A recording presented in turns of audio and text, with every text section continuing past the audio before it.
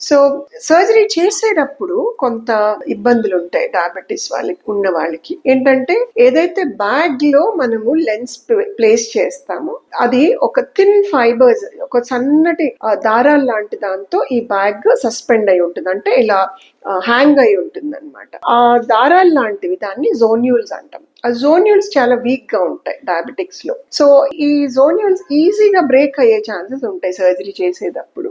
So lens పెట్టడం కూడా కష్టం అయ్యే ఛాన్సెస్ ఉంటుంది అప్పుడు. సో అండ్ ఏదైతే ఐరిస్ మజిల్ ఉంటుందో ఆ మజిల్ ని మనం సర్జరీ చేసే ముందు రిలాక్స్ చేస్తాం, డైలేట్ చేస్తాం. ఆ డైలటేషన్ కూడా చాలా కష్టంగా అవుతుంది ఈ డయాబెటిక్స్ లో. సో ఇవన్నీ కారణాల వల్ల ఏమవుతుందంటే సర్జరీ చేసేటప్పుడు కూడా కాంప్లికేషన్స్ ఎక్కువ ఉంటాయి డయాబెటిస్ ఉన్న వాళ్ళకి.